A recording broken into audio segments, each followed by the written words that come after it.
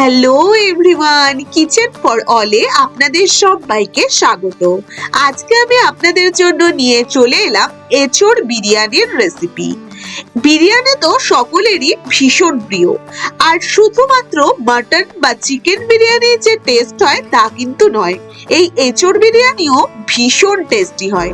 আপনারা যদি কখনো এই স্টাইলে এঁচোড় বিরিয়ানি না বানিয়ে থাকেন তাহলে অবশ্যই একবার এই পদ্ধতিতে এঁচোড় বিরিয়ানি তৈরি করে অবশ্যই দেখবেন। ভীষণ টেস্টি হয় এই এঁচোড় বিরিয়ানি খেতে। প্রথমেই আমি নিয়ে নিয়েছি এক বাটি সেদ্ধ করা এঁচোড়, আগে থেকে সেদ্ধ করে নিয়েছি। এবার তাতে নিয়ে নিচ্ছি হাফ চামচ নুন। এঁচোড়টাকে ম্যারিনেট করে নেব, তার জন্য নিয়ে নিতে হবে হাফ চামচ নুন, হাফ চামচ হলুদ গুঁড়ো, বড় চামচ দিয়ে এক চামচ আদা রসুন বাটা, বেরেস্তা, পেঁয়াজ বেরেস্তা বেশ কিছুটা, আর নিয়ে নিচ্ছি গরম মশলা হাফ চামচ। নিয়ে নিতে হবে সর্ষের তেল বড় চামচ দিয়ে 2 চামচ মতন। এবার সবটাকে খুব ভালো করে আলতো হাতে মেখে দিন। যেহেতু এঁচোড়টা সেদ্ধ করা, রান্নাটা ভীষণ তাড়াতাড়ি হবে, আর আলতো হাতে মেখে দিন সম্পূর্ণ সবকিছুকে। এইভাবে মেখে রেখে দিন 15 থেকে 20 মিনিট। এবারে কড়াইতে দিয়ে দিয়েছি সাদা তেল, তাতে দিয়ে দিচ্ছি ফোড়নের জন্য 2টো শুকনো লঙ্কা, একটি তেজপাতা, এলাচ, দারচিনি আর কিছু জিরে। এবার ফোড়নগুলো হালকা নাড়াচাড়া করে তাতে দিয়ে দিতে হবে এইরকম ডুমডুম করে কাটা 1 বাটি টমেটো। এবার টমেটোটা একটু হালকা ভেজে নিন। টমেটোটা হালকা হালকা ভাজা হয়ে এলে এবারে তাতে দিয়ে দিন পেঁয়াজ রসুন বাটা। একসাথে আমি পেঁয়াজ আর রসুন বেটে নিয়েছি। এবার পেঁয়াজ আর রসুন বাটাটা এর মধ্যে দিয়ে দিলাম। এবার খুব ভালো করে দুটোকে নাড়াচাড়া করে ভাজা ভাজা করে নিন।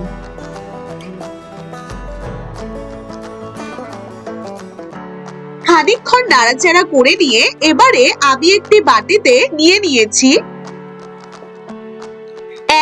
এক থেকে 1.5 চামচ জিরে বাটা, 1.5 চামচ কাঁচা লঙ্কা বাটা, আর নিয়ে নিয়েছি 1 চামচ আদা বাটা। এবার সবকিছুকে খুব ভালো করে মিশিয়ে নিন। এবার মিশিয়ে নিয়ে প্রত্যেকটি বাটা দিয়ে দিন সবটাই। এবার তাতে দিয়ে দিচ্ছি টেস্ট মতো নুন, দিয়ে দিতে হবে হাফ চামচ হলুদ গুঁড়ো, যেহেতু আমি ম্যারিনেটের সময় হলুদ দিয়েছি। তাতে দিয়ে দিলাম 1 চামচ লাল লঙ্কার গুঁড়ো, আর দিয়ে দিতে হবে 1 চামচ ধনে গুঁড়ো। এবার মশলাগুলোকে খুব ভালো করে কষিয়ে নিন খানিকক্ষণ।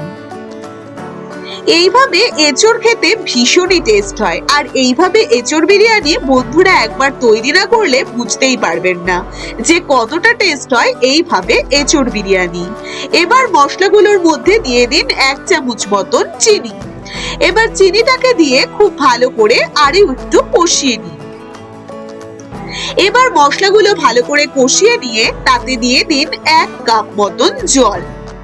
জল দিয়ে আবারও মশলাগুলোকে নাড়াচাড়া করে দিন।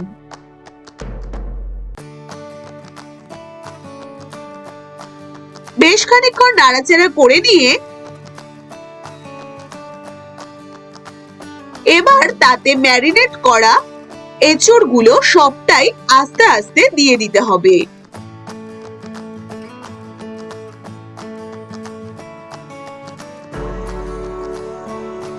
সবটা ম্যারিনেটেড এঁচোড় এর মধ্যে দিয়ে দিলাম। এবার এঁচোড়গুলো খুব ভালো করে খানিকক্ষণ কষাতে হবে। কয়েক মিনিট সময় হাতে নিয়ে আস্তে আস্তে ভীষণ ভালো মতন কষিয়ে নিন। মাংসের টেস্টকেও কিন্তু হার মানায় এই এঁচোড়। এঁচোড় যদি ঠিকভাবে রান্না করতে পারেন, এঁচোড়ের টেস্ট কিন্তু ভীষণ ভালো লাগে। এবার খানিকক্ষণ রেখে দিয়ে আবার কিছুক্ষণ বাদে আবারও নাড়াচাড়া করুন। এখানে ঢাকা দেওয়ার দরকার নেই, যেহেতু আমি এঁচোড়টাকে আগে থেকেই সেদ্ধ করে নিয়েছি, তাই এঁচোড় তো সেদ্ধই আছে, তাই ঢাকনা ছাড়াই খানিকক্ষণ বাদে বাদে বেশ ভালো মতন নাড়াচাড়া করে দিতে হবে। এবার তাতে যখন একটু শুকিয়ে আসবে তখন তাতে দিয়ে দিন আরো 1 কাপ মতন, যে বাটিতে আমি ম্যারিনেট করেছিলাম সেই বাটি ধুয়েই 1 কাপ মতন জল। এবার খুব ভালো মতন আবারও নাড়াচাড়া করুন। আর যারা ঝাল ঝাল পছন্দ করো তারা অবশ্যই কয়েকটি চেরা কাঁচা লঙ্কা এর মধ্যে দিয়ে দিন। এবার ভালো মতন নাড়াচাড়া করে নিন সবটা। যখন এভাবে ফুটতে থাকবে তখন সবশেষে ওপর দিয়ে দিন আরো 1 চামচ কি হাফ চামচ মতন গরম মশলার গুঁড়ো আর 1 চামচ ঘি। সম্পূর্ণটা খুব ভালো করে মিশিয়ে নিন। সম্পূর্ণটা খুব ভালোভাবে মিশিয়ে নিয়ে ঢাকা দিয়ে রাখুন মিডিয়াম টু লো ফ্লেমে 5 থেকে 7 মিনিট। এবার 5-7 মিনিট বাদে একদম কিন্তু তৈরি আমাদের টেস্টি এঁচোড়।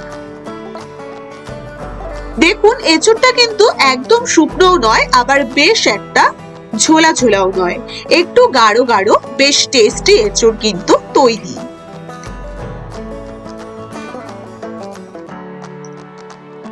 এবারে আমি বিরিয়ানিটা আপনাদের প্রথম থেকে শেষ পর্যন্ত তৈরি করে দেখাবো। তার জন্য প্রথমেই বিরিয়ানি তৈরি করার জন্য একটি প্যানে দিয়ে দিতে হবে বেশ কিছুটা জল।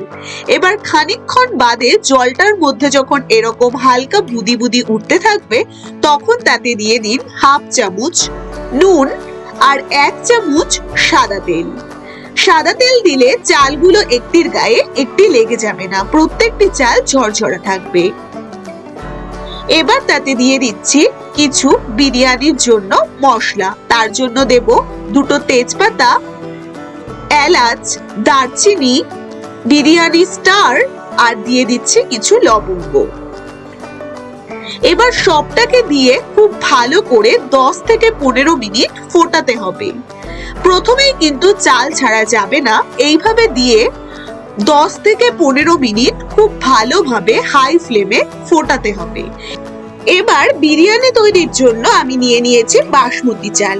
এবার বাসমতি এই চালটাকে খুব ভালো করে 2-3 ধোয়া দিয়ে জলটাকে একদম ঝরিয়ে রাখতে হবে, জল যেন চালে না থাকে।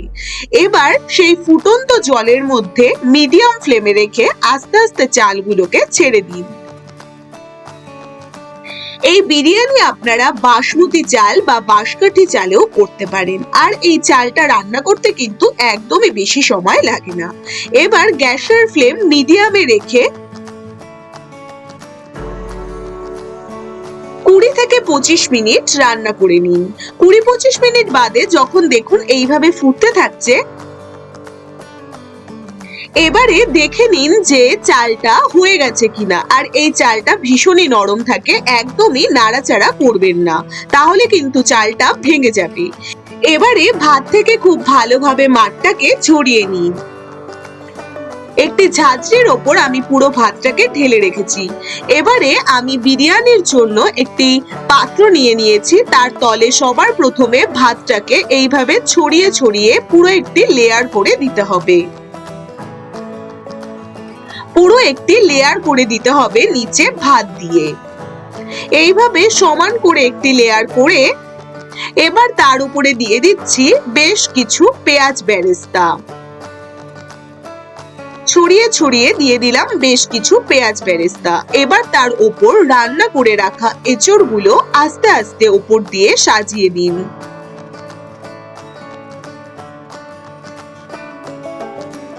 প্রত্যেকটি লেয়ারে লেয়ারে থাকবে। এইভাবে আমি 3টে লেয়ার তৈরি করে নেব।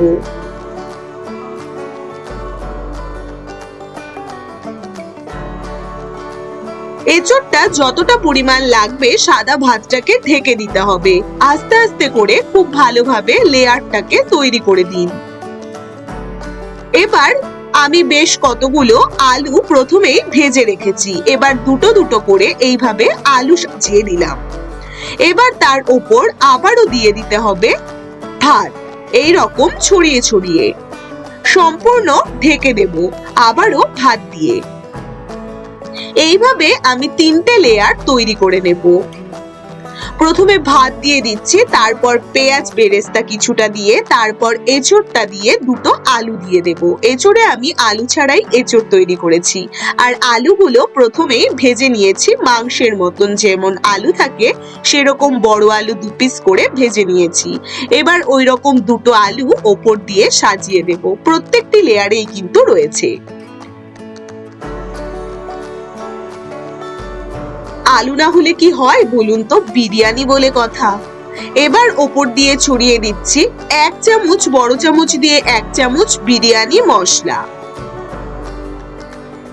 আর দিয়ে দিচ্ছি আতর, খুব সামান্য 2 থেকে 3 ফোঁটা, কারণ আতরের গন্ধটা একদম বেশি হলে উগ্র হয়ে যায়।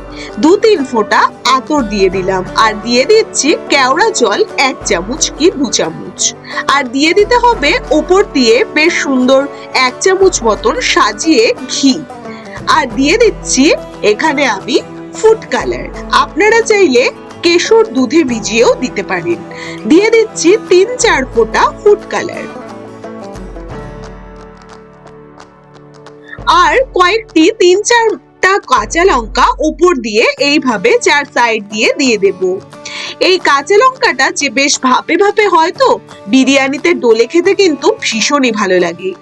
এবার ঢাকা দিয়ে, যেন পাত্রটি সম্পূর্ণ ঢেকে থাকে, এরকম একটি ঢাকনা দিয়ে ঢাকা দিয়ে 4 সাইডে আটা দিয়ে লাগিয়ে নিতে হবে বেশ ভালো করে, যাতে বাষ্প কোনোভাবে বেরোতে না পারে। এইভাবে ঢাকা দিয়ে রাখুন 15 থেকে 20 মিনিট।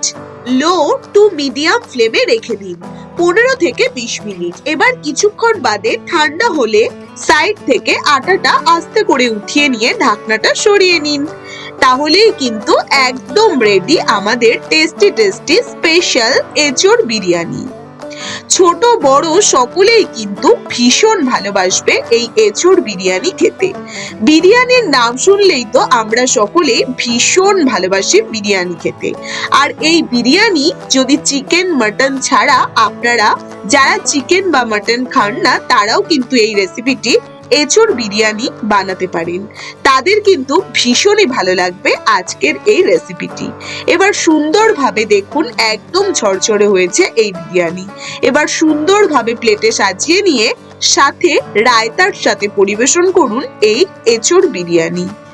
আপনারা এই স্টাইলে এঁচোড় বিরিয়ানি তৈরি করে অবশ্যই আমাকে জানাতে ভুলবেন না আজকের রেসিপিটি আপনাদের কেমন লেগেছে।